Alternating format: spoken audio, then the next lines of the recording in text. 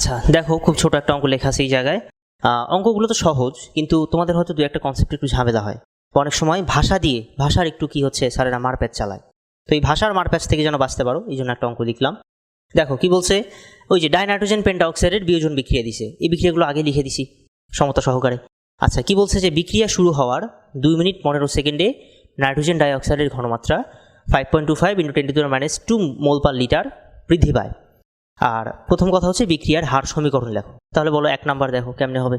হ্যাঁ, 1 নাম্বার তো খুবই সহজ, বিক্রিয়ার হার সমীকরণ, তার মানে ওই যে আর ইকুয়াল টু, যে লাইনটা শিখাইলাম এখন, এই যে আর ইকুয়াল টু, আসো সবার আগে কি লিখবা, হ্যাঁ উপরে যাবে ডাইনাইট্রোজেন, আগে কি হয়, ঘনমাত্রা দিয়ে ভাগ হয়, আর বিক্রিয়ক বলে সামনে একটা নেগেটিভ হবে, তাহলে -12 delta N2O5 divided by delta t গেল ইকুয়াল টু, হ্যাঁ বিক্রিয়ক শেষ, এবার উৎপাদ।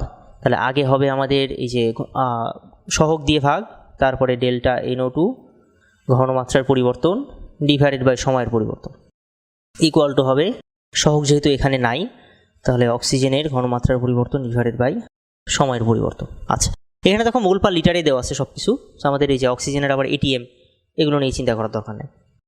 আসো এবার 1 নাম্বার গেল। 2 নাম্বারে বলছে যে বিক্রিয়ার হার কত। আচ্ছা আমাদের কার দেখো, মানে ডেটা কার দেওয়া আছে, নাইট্রোজেন ডাইঅক্সাইডের ডেটা দেওয়া আছে যে 2 মিনিট 15 সেকেন্ডে নাইট্রোজেন ডাইঅক্সাইডের ঘনমাত্রা এত বৃদ্ধি পায়। তাহলে আমরা এই বিক্রিয়ার হারের সাথে এই নাইট্রোজেন ডাইঅক্সাইডের যে ইকুয়েশন, এটাকে আবার নিচে লিখলাম, কারণ ওইটা ডেটা দেওয়া আছে। তাহলে r equal to 1/4 delta NO2 divided by delta t. হ্যাঁ তাহলে দেখো এই যে ডেল্টা NO2 কত, এই যে আমাদের 5.25 × 10⁻² এত মোল পার লিটার বৃদ্ধি পায়। তাহলে আমরা ওটা এখানে বসাই দিলাম যে 5.25 × 10⁻²। আর ডেল্টা টি সময়ের পরিবর্তন কত, হ্যাঁ বিক্রিয়া শুরু হওয়ার পরে চলে গেছে 2 মিনিট 15 সেকেন্ড। তার 2 মিনিট 15 সেকেন্ড মানে হচ্ছে 160 আর 15 কত হয়, 175 সেকেন্ড। ঠিক আছে, 175 সেকেন্ড। তাহলে এত মোল পার লিটার পার সেকেন্ড, এটাই হবে অ্যান্সার, এটাই হবে আমাদের বিক্রিয়ার হার। তোমরা নিজের এটা মেজার করে নিও, আমি আর করলাম না। আসো 3 নাম্বারে আসো। আচ্ছা এবার একটু মনোযোগ দাও। আচ্ছা বলছে নাইট্রোজেন ডাইঅক্সাইড আর অক্সিজেনের উৎপন্ন হওয়ার হার কত। এই উৎপন্ন হওয়ার হার, আবার দেখো 4 নাম্বারে কি বলছে, ডাইনাইট্রোজেন পেন্টাঅক্সাইডের বিয়োজিত হওয়ার হার কত। এই যে উৎপন্ন হওয়ার হার আর বিয়োজিত হওয়ার হার, এই দুইটা কিন্তু মানে বিক্রিয়ার হারের মতো না, মানে বিক্রিয়ার হার আর এই দুটা জিনিস কিন্তু আলাদা জিনিস। তা এটা কি, যেমন আমি যদি বলি যে নাইট্রোজেন ডাইঅক্সাইড এর উৎপন্ন হওয়ার হার,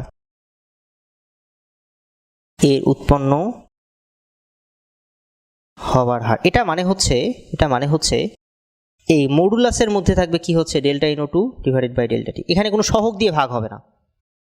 যদি আমি বলতাম বিক্রিয়ার হার, তখন দেখো সামনে একটা সহগ দিয়ে ভাগ হইতো, এই যে সামনে একটা 1/4 ছিল। যখন বলবো উৎপন্ন হওয়ার হার, তখন কোনো এখানে কি সহগ দিয়ে ভাগ থাকবে না, এবং সবসময় এটা মডুলাস হবে। তার মানে কি, এর চিহ্ন সবসময় পজিটিভ হবে। ভিতরে যাই আসুক, পজিটিভ নেগেটিভ হিসাব করে যাই আসুক, সবসময় কি হচ্ছে, চিহ্নটা হবে পজিটিভ। তাহলে বলো অ্যান্সার কত। এই যে NO2 এর আমাদের তো এই যে দেওয়াই ছিল এই জায়গায় যে 5.25 10⁻² ডিভাইডেড বাই হচ্ছে 175। এই যে এটাই হবে এত মোল পার লিটার পার সেকেন্ড। ঠিক আছে, মানে চিহ্ন পজিটিভ আসলেও, আমাদের নেগেটিভ আসলেও সেটা পজিটিভ করে দেওয়া লাগবে। আচ্ছা যদি বলি অক্সিজেনের উৎপন্ন হওয়ার হার কত। আচ্ছা তার মানে অক্সিজেনের উৎপন্ন হওয়ার হার, এই যে লিখলাম অক্সিজেনের উৎপন্ন হওয়ার হার। আচ্ছা একটা জিনিস দেখো, আমরা কিন্তু বিক্রিয়ার হার অলরেডি জেনে ফেলছি এই জায়গায়, এখান থেকে কিন্তু একটা অ্যান্সার অলরেডি জানি বিক্রিয়ার হারের। তাহলে আমরা যদি অক্সিজেনের উৎপন্ন হওয়ার হার বের করি, তার মানে জাস্ট এইটুকু বের করা লাগতেছে, এই যে O2 বাই ডেল্টা টি। তার মানে আমরা একবারে লিখতে পারি যে, আচ্ছা দাঁড়াও এমনি না লিখে এখানে এমনি লেখো যে আর ইকুয়াল টু হচ্ছে delta O2 divided by delta t. তা আমাদের তো এইটাই বের করা লাগবে, তো এইটাও যা বিক্রিয়ার হারও তাই, দুটো তো সেম। তাহলে ইকুয়াল টু জাস্ট কি লিখবা, এখানে যে অ্যান্সার আসছিল ওই অ্যান্সারটা এখানে লিখে দিবা, এত মোল পার লিটার পার সেকেন্ড। তারপরে একটু নিচে ভাষা দিয়ে লিখবা যে অতএব অক্সিজেনের উৎপন্ন হওয়ার হার এত মোল পার লিটার পার সেকেন্ড। অতএব অক্সিজেনের উৎপন্ন হওয়ার হার এত মোল পার লিটার পার সেকেন্ড। আচ্ছা এবার আসো 4 নাম্বারে। হ্যাঁ 4 নাম্বারে কি বলছে, N2O5 এর বিয়োজিত হওয়ার হার কত। ওই যে সিমিলার জিনিস, আমাদের আসলে বের করা লাগবে delta N2O5 divided by delta t, মডুলাসের মধ্যে এটা বের করা লাগবে। তাহলে আমরা অলরেডি আর এর মান জানি, আবার বের করা লাগবে এইটুকু আমাদের বের করা লাগবে, আবার আর এর মান জানি। তাহলে জাস্ট কি করে দিব, ওই ইকুয়েশনটা আবার নিয়ে আসি যে r equal to -12 delta N2O5 divided by delta t. আমাদের বের করা লাগবে এইটা, হ্যাঁ, এবং মডুলাসের মধ্যে সেটা, তাহলে আমরা যদি delta into O5 divided by delta t করি তাহলে এটা আসতেছে -2r, তাই তো? মাইনাসটা পাশে বার করে দাও। তাহলে এটার যদি এবার মডুলাস নাও, সরি এটা এরকম ছিল, তো এটার মডুলাস নিলে কি হচ্ছে, এই নেগেটিভটা নাই হয়ে যাবে, ঠিক আছে? এই নেগেটিভটা এই জায়গায় নাই হয়ে যাবে, তার মানে এটার মডুলাস নিলে এটা আসবে শুধু 2r, এই শুধু 2r। তাহলে ওই যে আর এর মান তো জানোই আমরা বের করছি এই জায়গায় আর এর মান, তাহলে ওর সাথে একটা জাস্ট 2 গুণ করে দিবা, এটাই হবে কি আমাদের অ্যান্সার, এত মোল পার লিটার পার সেকেন্ড,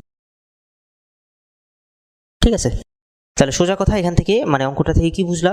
মনে রাখার ব্যাপার হচ্ছে বিক্রিয়ার হার আর এই যে উৎপন্ন হওয়ার আর বিয়োজিত হওয়ার হার, এই দুটো আলাদা জিনিস। এগুলো সবসময় পজিটিভ, উৎপন্ন হওয়ার হার মানে বিয়োজিত হওয়ার হার সবসময় এগুলো কার মাঝে থাকবে? মডুলাসের মধ্যে থাকবে, সবসময় এগুলো পজিটিভ। আর বিক্রিয়ার হার এটা কি হচ্ছে, হ্যাঁ বিক্রিয়ার হারও সবসময় পজিটিভ, কিন্তু যদি কখনো এরকম বলে যে বিক্রিয়কের সাপেক্ষে বিক্রিয়ার হার, তখন আবার সেটা কি হয়ে যাবে? নেগেটিভ হবে, বুঝতে পারছো? তো যাই হোক, এত তোমাদের বিক্রিয়কের সাপেক্ষে হয়তো আসবে না, অঙ্ক মোটামুটি এর মাঝেই আসে। যদি এই অঙ্কটা করো আর বইয়ের মোটামুটি যতগুলো হাজারি স্যারের বই বা যে কোনো একটা বই বলো, বইয়ের যদি সবগুলো অঙ্ক করতে পারো আর কি, তাহলে সবগুলো সলভ হয়ে যাবে আর কি, আর কোনো ঝামেলা থাকার কথা না। সবগুলো এই টাইপের অঙ্ক, একই জিনিসের অঙ্ক সব। আচ্ছা, তাহলে মোটামুটি আমরা এইটুকু দেখলাম। এবার আমরা চলো, এতক্ষণ আমরা আসলে যেই বিক্রিয়ার হার নিয়ে আলোচনা করতেছিলাম, এটা আসলে ছিল গড় বিক্রিয়ার হার। এতক্ষণ আসলে সবগুলোই ছিল গড় বিক্রিয়ার হার, তো তোমরা বুঝো নাই। তো এবার চলো আমরা এরপরে পড়বো তাৎক্ষণিক বিক্রিয়ার হার। দুইটার মাঝে কি ডিফারেন্স এগুলো আমরা দেখব, চলো। আচ্ছা, তো চলো এবার এই যে আমরা তাৎক্ষণিক বিক্রিয়ার হার নিয়ে একটু পড়াশোনা করি। তো ব্যাপার হচ্ছে এতক্ষণ আমরা যে বিক্রিয়ার হার নিয়ে বললাম এটা আসলে গড় বিক্রিয়ার হার। তোমরা গড় বেগ আর তাৎক্ষণিক বেগ কিন্তু পড়ে আসছো, কনসেপ্টটা একদমই সিমিলার, টোটালি সিমিলার। দেখো, ধরো আমি বললাম যে এই যে একটা গাড়ি, সেই গাড়ি হচ্ছে আমাদের সময়ের সাথে সাথে হ্যাঁ সামনের দিকে যাচ্ছে, সময়ের সাথে সাথে সামনের দিকে যাচ্ছে, কিন্তু মানে এই গাড়িটার সামনে যত দিকে যাচ্ছে, যত সামনের দিকে যাচ্ছে তত তার বেগ বাড়তেছে, ঠিক আছে? যত ধরো সামনের দিকে যাচ্ছে তত তার বেগ বাড়তেছে। আচ্ছা, তাহলে আমরা ধরো এদিকে নিলাম, আচ্ছা বেগ না নিয়ে আমরা একটা কাজ করি, এদিকে দূরত্ব নিই। হ্যাঁ আচ্ছা, দূরত্ব নিই, এদিকে দূরত্ব এদিকে সময়। আচ্ছা ধরো যে আমাদের এই যে দূরত্ব সময়, এটার গ্রাফ তুমি জানো, ধরো এটার আমাদের গ্রাফ কোনো একটা কিছু এরকম, ঠিক আছে? দূরত্ব ভার্সেস সময়, এটার তুমি গ্রাফ জানো। আচ্ছা আমাকে বলো, এই গ্রাফ দেখে বলো, আচ্ছা বেগ বাড়তেছে ধরো না, এই গ্রাফ দেখে বলো যে প্রতি মুহূর্তে এর বেগ কি সমান হবে কিনা, প্রতি মুহূর্তে এই গাড়ির বেগটা সমান হবে কিনা? না কিন্তু, কারণ কি, হ্যাঁ একবার কি হচ্ছে দূরত্ব বাড়তেছে, আবার দূরত্ব কমতেছে, আবার কি হচ্ছে আবার বাড়তেছে আবার কমতেছে, মানে সোজা কথা এটা কি হচ্ছে, মানে পুরোপুরি অসম বেগের একটা জিনিস হবে, এর প্রতি মুহূর্তে বেগ কিন্তু সমান হবে না। তাহলে প্রতি মুহূর্তে বেগ যেহেতু সমান না, তাহলে আমরা এখানে গড় বেগ বের করে কিন্তু খুব বেশি লাভ করতে পারবো না। ধরো আমি বললাম, ধরো এই যে সময়ের পরিবর্তন, এই যে এই থেকে এইটুকু সময়, এই থেকে এইটুকু সময়, ধরো আমি এই যে এটাকে বললাম ডেল্টা টি, এইটুকু সময়কে বললাম ডেল্টা টি। আর ধরো এই যে আমাদের এই জায়গায় দূরত্ব ছিল ধরো আমাদের S1, আর এই যে এই জায়গায় এই দূরত্ব হচ্ছে আমাদের S2। তাহলে তুমি যদি এই জায়গায় বেগ বের করো, যে গড় বেগ এটাই করলে ধরো ভি বার বললা, হ্যাঁ এটাই করলে কি হচ্ছে S2 - S1 divided by delta t. হ্যাঁ এই গড় বেগটা কিন্তু কি হচ্ছে, মানে এই গাড়ির গড় বেগ বের করলা, ঠিক আছে, কিন্তু এটা আমাদের কাজে লাগবে না কোনো, কারণ কি প্রতি মুহূর্তে বেগ তো আলাদা, এই গড় বেগ দিয়ে আসলে তেমন কিছু মিন করতেছে না, এটা আসলে তেমন কোনো কাজে লাগবে না। কিন্তু হ্যাঁ আমরা যদি এটা করতে পারি যে হ্যাঁ এই যে এই দুটা বেগকে কি হচ্ছে, এই সময়ের পরিবর্তন খুব ছোট করে এগুলোকে কি আনলাম, কাছে নিয়ে আসলাম। সময়ের পরিবর্তন যদি খুব ছোট করি, ছোট করতে করতে কি হচ্ছে, এই দুটাকে কাছে নিয়ে আসলাম, দুটো পয়েন্টকে কাছে নিয়ে এসে ওই বিন্দুতে যদি তাৎক্ষণিক বেগ বের করতে পারি, তাহলে আমাদের কি এটা কাজের জিনিস। তো এটা কেমনে বের করে আমি আর খুব ডিটেলস না বলি, যে এটা আসলে বের করার ওয়ে হচ্ছে, ধরো আমরা এই গ্রাফটাই যদি বলি, এই গ্রাফটাকে আবার আঁকলাম, হ্যাঁ এই যে এই গ্রাফটাকে আবার আঁকলাম, এদিকে হচ্ছে টি, এদিকে এস। তাহলে তাৎক্ষণিক বেগ ধরো বললাম যে এই বিন্দুতে তাৎক্ষণিক বেগ কত হবে, বের করার ওয়েটা কি, হ্যাঁ ওই বিন্দুতে একটা ঢাল আঁকতে হয়। হ্যাঁ জানো হয়তো তোমরা, ওই বিন্দুতে কি করতে হয়, একটা ঢাল আঁকতে হয়, স্পর্শক আঁকতে হয়, সরি ঢাল না, ভুল বললাম, স্পর্শক আঁকতে হয়। এরপর ওই স্পর্শকটা এক্স অক্ষের ধনাত্মক দিকের সাথে যে কোণ করে, সেটার যদি আমরা ট্যানজেন্ট নেই, তাহলে সেটাই হবে ওই স্পর্শকের ঢাল। তাহলে এই যে আমাদের এই জায়গায় এই স্পর্শকের ঢাল, ধরো আমরা এটা বলে দিলাম 10 সেকেন্ড, তাহলে এই জায়গায় ওই 10 সেকেন্ডে আমরা যে স্পর্শক আঁকছি, এই স্পর্শকের ঢাল, হ্যাঁ এটা ইকুয়াল টু আসতেছে ট্যান থিটা। এই ট্যান থিটাই হচ্ছে ওই 10 সেকেন্ডে আমাদের কি তাৎক্ষণিক বেগ, এই ট্যান থিটাই হচ্ছে 10 সেকেন্ডে তাৎক্ষণিক বেগ। এই ঢালেরই আরেকটা পরিচয় হচ্ছে এই যে আমাদের কি হচ্ছে, এই দূরত্বের সাথে সময়ের মানে ডিফারেন্সিয়েশন, এটাকেই এই স্পর্শকের ঢাল ট্যান থিটা, অথবা এটাকে আরেকভাবে বলতে পারো যে তাৎক্ষণিক বেগ ভি ইকুয়াল টু হচ্ছে ডিএস ডিটি। ডিএস ডিটি মানে যে কথা, ওই যে এক্স অক্ষের ধনাত্মক দিকের সাথে কোণ নিয়ে আমাদেরকে ট্যান থিটা বের করা, আসলে একই কথা। এটা ইকুয়াল টু ট্যান থিটা, এই সেম জিনিস। ঠিক আছে, এগুলো আমি বিস্তারিত বললাম না। ওই যে তোমরা জানো তো, এই সময়ের পরিবর্তন যদি খুব ছোট হয়ে যায়, তাহলে এই যে এই দুটো বিন্দু কাছাকাছি চলে আসে, তখন আমরা কি হচ্ছে, ওই যে উপরে আগে ছিল ডেল্টা এস, এটা ছিল আগে delta s divided by delta t. সময়ের পরিবর্তন খুব ছোট হয়ে গেলে লিমিট নিয়ে কি আসে আমাদের, এই যে ডিএস ডিটি চলে আসে, এগুলো সব জানো, এগুলো আমরা কিছু বললাম না। তাহলে সোজা কথা হচ্ছে, যে কোনো একটা বিন্দুতে ঢাল মানেই হচ্ছে ওই বিন্দুতে ডিফারেন্সিয়েশন। আবারও বলতেছি, যে কোনো একটা বিন্দুতে ঢাল, যে কোনো একটা বিন্দুতে স্পর্শকের ঢাল মানেই হচ্ছে ওই বিন্দুতে ডিফারেন্সিয়েশন। আচ্ছা, তাহলে সিমিলার আসো এবার আমাদের ক্ষেত্রেও। আমাদের এই যে ধরো কোনো একটা বিক্রিয়া বলে দিছে এ থেকে বি, এই বিক্রিয়াটায় এদিকে আমরা এ এর ঘনমাত্রা প্লট করছি, এ বরাবর ধরো টি এর সময় প্লট করছি টি। হ্যাঁ, তাহলে কি হচ্ছে, এই গ্রাফটাও সবসময় লিনিয়ার আসে না। যেমন এখানে এই গ্রাফটা যদি লিনিয়ার হতো, তুমি কিন্তু সহজেই বেগ বের করতে পারতা। যেমন এই গ্রাফটা এখানে যদি লিনিয়ার হতো, ধরো এদিকে এস নিছো, এদিকে টি নিছো, এই সময়ের সাথে সাথে শুধু দূরত্ব বাড়তেছে, তাহলে কিন্তু গড় বেগটাই তাৎক্ষণিক বেগ হয়ে যেত।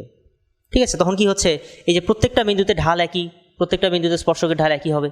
তার মানে যদি লিনিয়ার ফাংশন হয়, তখন গড় বেগ আর তাৎক্ষণিক বেগ সমান। আমি এগুলো খুব বিস্তারিত বলতেছি না, কারণ তোমরা ফিজিক্সে পড়ছো, জাস্ট একটু মনে করাই দিচ্ছি। তাহলে যদি আমাদের একটা ফাংশন লিনিয়ার হয়, এইচ ভার্সেস টি ফাংশন লিনিয়ার যদি হয়, তার মানে গড় বেগই আসলে তাৎক্ষণিক বেগ। তাহলে এই যে আমাদেরও এই যে এটা যদি লিনিয়ার ফাংশন হয়, তখন আসলে গড় বিক্রিয়ার হারটাই তাৎক্ষণিক বিক্রিয়ার হার, গড় বিক্রিয়ার হারটাই আসলে তাৎক্ষণিক বিক্রিয়ার হার। কিন্তু সবসময় তো লিনিয়ার হয় না, এটাই তো ঝামেলা। সবসময় লিনিয়ার হয় না, বেশিরভাগ ক্ষেত্রেই। যে গ্রাফটা কেমন আসে জানো, বেশিরভাগ বলতে যদি প্রথম ক্রম বিক্রিয়া হয়, তখন গ্রাফটা কেমন আসে তোমার, এই যে এরকম আসে, এরকম আসে গ্রাফ, এরকম গ্রাফ আসে। ঠিক আছে, নর্মালি আসলে এরকম তো হয় না, লিনিয়ার হইলেও সেটাই যে এরকম হবে, আস্তে আস্তে কমবে, সময়ের সাথে সাথে ঘনমাত্রা তো কমবে। ঠিক আছে, আচ্ছা, তাহলে যখনই গ্রাফটা লিনিয়ার হবে, লিনিয়ার হইলেই গড় বিক্রিয়ার হার ইকুয়াল টু তাৎক্ষণিক বিক্রিয়ার হার। আর যদি লিনিয়ার না হয়, এই ক্ষেত্রে আমরা এখন কি করব, হ্যাঁ, এখন আমরা এই যে আমাদের কি তাৎক্ষণিক বিক্রিয়ার হার বের করার জন্য স্পর্শক আঁকতে হবে। এই যে যেই বিন্দুতে বের করতে চাই, ওই বিন্দুতে একটা স্পর্শক আঁকা লাগবে। এরপরে ওই স্পর্শক কি করবে, এক্স অক্ষের ধনাত্মক দিকের সাথে যে কোণ করবে, ওটা ট্যানজেন্ট নেওয়া লাগবে। তার মানে সোজা কথা, এই জায়গায় তাৎক্ষণিক বিক্রিয়ার হার, তাৎক্ষণিক বিক্রিয়ার হার হচ্ছে এই জায়গায় আর ইকুয়াল টু, হ্যাঁ, ডিএ ডিটি। তাহলে আমরা এই জায়গায়, আচ্ছা আরেকটা কথা, বিক্রিয়কের সাপেক্ষে যখন মেজার করতেছি, তখন সামনে একটা কী দেওয়া লাগে, হ্যাঁ, এটা মনে রাখা লাগবে, সামনে একটা মাইনাস হবে এই জায়গায়, মাইনাস ডিএ ডিটি। ঠিক আছে, মাইনাসটা কেন আসলো, ওই যে আগেই বলছি, বিক্রিয়কের সাপেক্ষে বিক্রিয়ার হার মেজার করতেছি, এই জন্য। আচ্ছা, তাহলে এইটুকু একটু মাথায় রাখো, যে আমাদের কি হচ্ছে, তাৎক্ষণিক বিক্রিয়ার মানে হচ্ছে মাইনাস ডিএ ডিটি, এবং এটা মানে আসলে এই জায়গায় ট্যান থিটা। এই যে এটা হচ্ছে থিটা, এটাই হচ্ছে কি আমাদের ট্যান থিটা। যদি এখানে বলতাম উৎপাদের সাপেক্ষে, এটা তো বিক্রিয়ক গেল। ধরো বললাম যে উৎপাদের গ্রাফ দেওয়া আছে, এদিকে সময়, এদিকে বি এর ঘনমাত্রা, এই যে আমরা এই বিক্রিয়া নিয়ে কাজ করতেছি। হ্যাঁ, তাহলে এদিকে বি এর ঘনমাত্রা, ধরো এটার গ্রাফ দেওয়া আছে এরকম। তাহলে এটার ক্ষেত্রে আমাদের ধরো বললাম যে এই সময়, এই যে হ্যাঁ, এই সেকেন্ডে আমাদের, ধরো এটা যে কোনো একটা 5 সেকেন্ড বা 10 সেকেন্ড, এই সময় তাৎক্ষণিক বিক্রিয়ার হার কেমন হবে, হ্যাঁ, ওই জায়গায় একটা গ্রাফ আমরা ঢাল আঁকবো, সরি স্পর্শক আঁকবো। এরপরে ওই স্পর্শকটা এক্স অক্ষের ধনাত্মক দিকের সাথে যে কোণ করবে, ওটা ট্যানজেন্ট নিব। তাহলে আমরা এখানে বলতে পারি যে তাৎক্ষণিক বিক্রিয়ার হার আর ইকুয়াল টু, এবার আর সামনে মাইনাস থাকবে না, কারণ কি, যেহেতু উৎপাদ, এটা ইকুয়াল টু ট্যান থিটা। তাহলে এইটুকু আমাদের একটু মাথায় রাখা লাগতেছে, যে যখনই আমরা গ্রাফটা লিনিয়ার হচ্ছে না, যখনই গ্রাফটা লিনিয়ার হবে না, তখনই তাৎক্ষণিক বিক্রিয়ার হার আর গড় বিক্রিয়ার হার দুইটা আলাদা জিনিস হয়ে যাবে। তখন আমাদের কী করা লাগবে, আগের বার ছিল delta b divided by delta t, এবার হয়ে যাবে ডিবি ডিটি হয়ে যাবে। ঠিক আছে, ডিবি ডিটি এখানে হয়ে যাবে ডিএ ডিটি। এই তাহলে এবার যদি যে কোনো ইকুয়েশন দেয়, ধরো তোমাকে বললো যে 2a প্লাস 4b এখান থেকে 3c হচ্ছে। ঠিক আছে, বললো এটার তাৎক্ষণিক বিক্রিয়ার হারের সমীকরণ লেখো। আগে শিখছো শুধু হার সমীকরণ, এখন বললো তাৎক্ষণিক বিক্রিয়ার হার সমীকরণ, বা তাৎক্ষণিক, হ্যাঁ, তাৎক্ষণিক বিক্রিয়ার হার সমীকরণ, হ্যাঁ, এটা বললো। এবার কি করবা, হ্যাঁ, সব কিছু আগের মতোই থাকবে, শুধুমাত্র আগে যেখানে ডেল্টা ছিল সেখানে কি লিখে দিবা, এবার ডি লিখে দিবা। আগে যেখানে ডেল্টা ছিল ওখানে ডি, তাহলে এই যে আর ইকুয়াল টু হবে মাইনাস হাফ, এই যে টুটা নিচে গেল, আর আগে লিখতা delta a divided by delta t, এবার লিখবা ডি এ ডিটি, এই ডি এ ডিটি লিখে দিবা। ইকুয়াল টু আসো, বি এর জায়গায় কি হবে, -1/4 ডিবি ডিটি। আবার যদি আমি উৎপাদের সাপেক্ষে বলি তাহলে 1/3 ডিসি ডিটি। এটা হচ্ছে তাৎক্ষণিক বিক্রিয়ার হার সমীকরণ। আচ্ছা, তো হয়তো বলবা যে গড় থেকে তাৎক্ষণিক কেন লাগলো? ওই যে বললাম সবসময় গ্রাফটা লিনিয়ার হয় না, এবং আসলে কেন হয় না লিনিয়ার জানো? কারণ হচ্ছে এক একটা বিক্রিয়ার ক্রম এক এক রকম। হয়তো বলবা যে হ্যাঁ, একটা বিক্রিয়া এরকম আসতে পারে, আবার একটা বিক্রিয়া এরকম আসতে পারে। হ্যাঁ, এটা আসলে কোন ক্রমের বিক্রিয়া? যখন গ্রাফটা এরকম আসে এটা আসলে প্রথম ক্রম। তো ক্রম ব্যাপারটা নিয়ে এখন আমি বলতেছি না, কিছুক্ষণ পরেই পড়বো আমরা। প্রথম ক্রম বিক্রিয়ার ক্ষেত্রে আসলে গ্রাফটা এ ভার্সেস টি গ্রাফটা এরকম আসে, দ্বিতীয় ক্রমে এই গ্রাফটা আবার আলাদা হয়ে যাবে। তো চলো এগুলো নিয়ে আমরা কিছুক্ষণ পরে পড়বো। তার আগে চলো আমরা এই তাৎক্ষণিক বিক্রিয়ার হার থেকে দুই একটা অঙ্ক দেখি কেমন আসতে পারে। চলো, আচ্ছা দেখো এখানে একটা অঙ্ক দেওয়া আছে, বলছে যে 4p + 3q মিলে 2r হয়েছে। এটা একটা বিক্রিয়া, সেই বিক্রিয়ায় একটা বিক্রিয়ক হচ্ছে কিউ, সেই কিউ এর ঘনমাত্রা ভার্সেস সময়, এটার একটা গ্রাফ দেওয়া আছে, কিউ এর ঘনমাত্রা ভার্সেস সময়। এবং ওই গ্রাফে দেখো 3 সেকেন্ডে, ওই গ্রাফের 3 সেকেন্ডে যে বিন্দু আর কি, ওই বিন্দুতে একটা স্পর্শক আগাইছে। ওই স্পর্শকের এক্স অক্ষের ঋণাত্মক দিকের সাথে কোণ দেওয়া আছে 50 ডিগ্রি, এক্স অক্ষের কিন্তু ঋণাত্মক দিকের সাথে কোণ দেওয়া আছে 50। আচ্ছা, এখন কোশ্চেন হচ্ছে বিক্রিয়ার হার কত। আচ্ছা, প্রথম কথা আমরা আগে বিক্রিয়ার হার যখনই বলবে আমরা আগে হার সমীকরণটা লিখব। আগে আমরা তাৎক্ষণিক বিক্রিয়ার যে হার সমীকরণ সেটা আগে লিখব, যে হ্যাঁ আর ইকুয়াল টু কী হচ্ছে আমাদের -1/4। এবার যেহেতু এটা তাৎক্ষণিক বোঝা যাচ্ছে, এই গ্রাফটা কিন্তু লিনিয়ার না, তার মানে এবার আর এখানে ডেল্টা লিখলে হবে না, এবার আমাদের এখানে কি লেখা লাগবে? হ্যাঁ, ডি লেখা লাগবে। আচ্ছা, তাহলে পি গেল, আর কিউ এর সাপেক্ষে যদি করি তাহলে -1/3 d q divided by dt equal to 1/2 d r divided by dt. ঠিক আছে, আচ্ছা হার সমীকরণ লিখলাম। এবার আমাদের তথ্য দেওয়া আছে কার? কিউ এর ডেটা দেওয়া আছে, তাহলে কিউ এর সাথে ইকুয়েশনটা লিখলাম, আর equal to -1/3 d q divided by dt. এখন দেখো এই ডি কিউ বাই ডিটি মানেই কি? মানেই হচ্ছে কি আমাদের এই বিন্দুতে, কোনো একটা বিন্দুতে স্পর্শকের ঢাল। ডি কিউ বাই ডিটি মানেই হচ্ছে কোনো একটা বিন্দুতে স্পর্শকের ঢাল। তাহলে আমরা এই যে গ্রাফ থেকে কি পাই? আমরা গ্রাফ থেকে পাচ্ছি যে হ্যাঁ, এই বিন্দুতে স্পর্শকের ঢাল আমরা এই যে যেহেতু কোণ দেওয়া আছে ওটা বের করতে পারবো। তাহলে ওই বিন্দুতে স্পর্শকের ঢাল যদি আমরা বলি এম, সেটা ইকুয়াল টু কি আসতেছে? হ্যাঁ, এক্স অক্ষের ঋণাত্মক দিকের সাথে কোণ দেওয়া আছে, তাহলে এই যে এই ধনাত্মক দিকের সাথে কোণ কত হবে? 180 - 50 মানে কত? 130 ডিগ্রি। তাহলে হবে এই যে tan 180 - 50, হ্যাঁ tan 30 degree, sorry tan 130 degree. আচ্ছা গেল। আর এটা ইকুয়াল টু কি হচ্ছে আমাদের? ডিকিউ ডিটি, ওটা মানেই হচ্ছে dq dt equal to dq dt. তাহলে এখান থেকে আমরা ডিকিউ ডিটি এর মানটা বের করে নিই। এই যে ডিকিউ ডিটি এর মানটা এখান থেকে বের করে নাও, tan 130 এর মান যত হয় ওটা আসবে এখানে।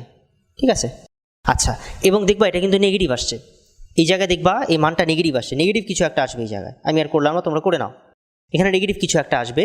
আচ্ছা, তুমি যদি চাইলে ওটার এককও লিখতে পারো, যেহেতু আমাদের কি হচ্ছে উপরে ডিকিউ মানে ঘনমাত্রা পরিবর্তন, তার মানে মোল পার লিটার, আর নিচে আছে সময় তার মানে পার সেকেন্ড, সো এটার একক কি আসবে? মোল পার লিটার পার সেকেন্ড। কোনো সমস্যা নাই, তুমি চাইলে ওখানে একক লিখতে পারবা।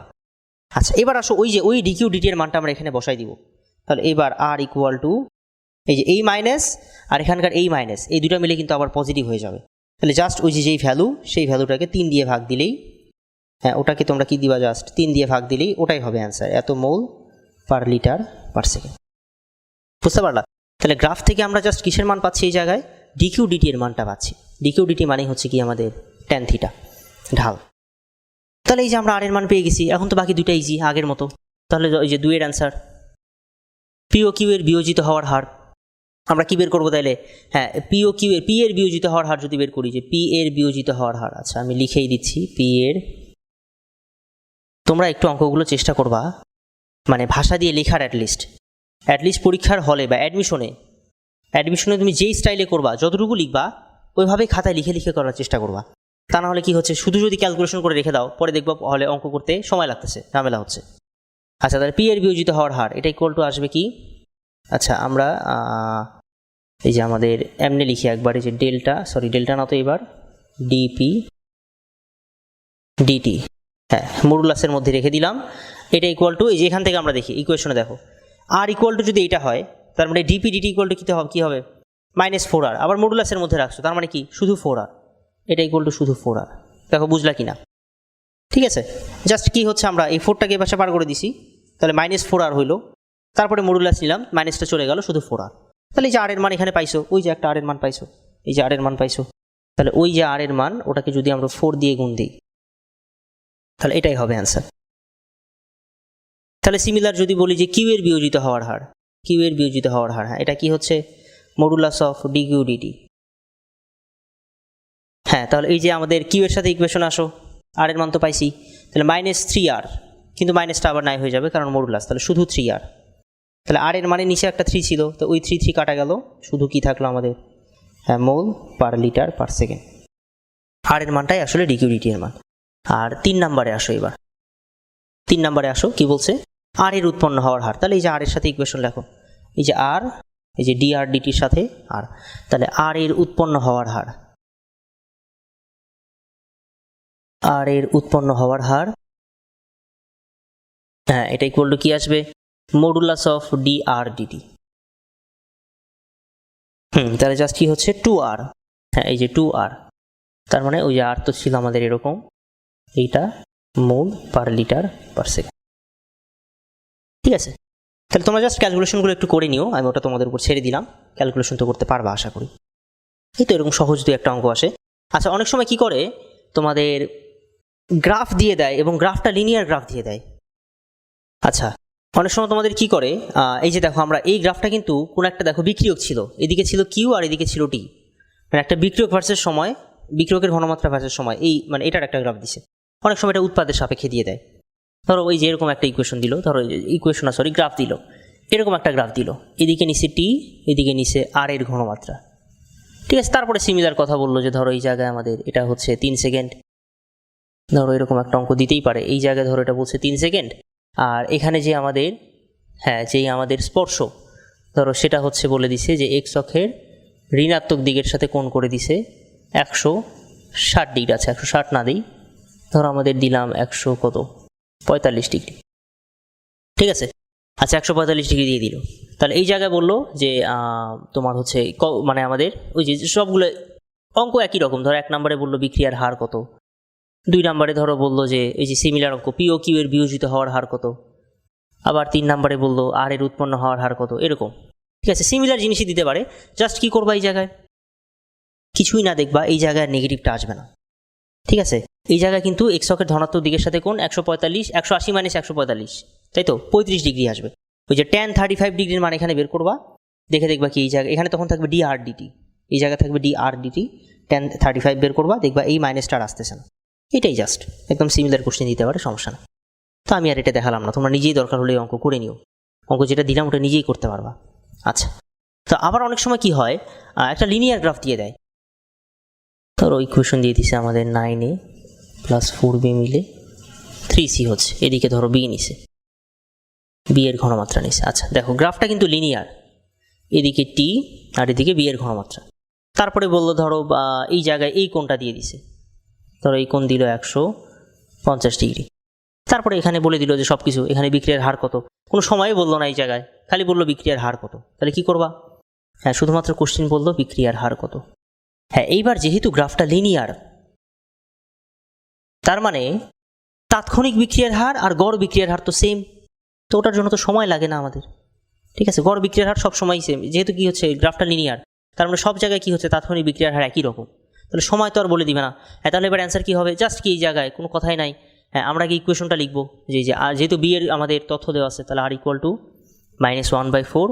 এখানে তুমি চাইলে ডেল্টাও লিখতে পারো, ডিও লিখতে পারো, তোমার ইচ্ছা, তোমার ইচ্ছা, তুমি ডেল্টা বি এখানে ডেল্টা বি বাই ডেল্টা টিও লিখতে পারো, বা তুমি চাইলে এমনিও লিখতে পারো -1/4 ডিবিডিটি। হ্যাঁ তো আর ডিবিডিটি এর মান কত হবে, এই যে আমাদের এই ভ্যালুটা tan 150 ডিগ্রি, এটা হলেই শেষ। তাহলে জাস্ট এখানে হবে কি -1/4 tan 150, এটাই অ্যান্সার। এত মোল পার লিটার পার সেকেন্ড। ঠিক আছে, এত মোল পার লিটার পার সেকেন্ড। তাহলে গ্রাফটা যদি কখনো লিনিয়ার দিয়ে দেয় তাহলে তো বোঝাই যাচ্ছে যে আমরা কি খুব ইজিলি বের করতে পারবো, তখন জাস্ট যে কোণটা দেওয়া থাকবে ওটা ট্যানজেন্ট করলেই হয়ে যাবে। তবে একটু খেয়াল রাখবা, সবসময় এক্স অক্ষের ধনাত্মক দিকের সাথে কোণটা লাগবে। অনেক সময় এই কোণটা দিয়ে দেয়, তখন ওটা আবার 180 থেকে বাদ দেওয়া লাগবে। ঠিক আছে, এটা একটু মাথায় রেখো। তাহলে এই গেল মোটামুটি আমাদের তাৎক্ষণিক বিক্রিয়ার হার রিলেটেড কথা। এইবার চলো আমরা বিক্রিয়ার হারের উপরে নিয়ামকের প্রভাব যেসব আছে তার মাঝে ঘনমাত্রা ব্যাপারটা স্টার্ট করব। চলো।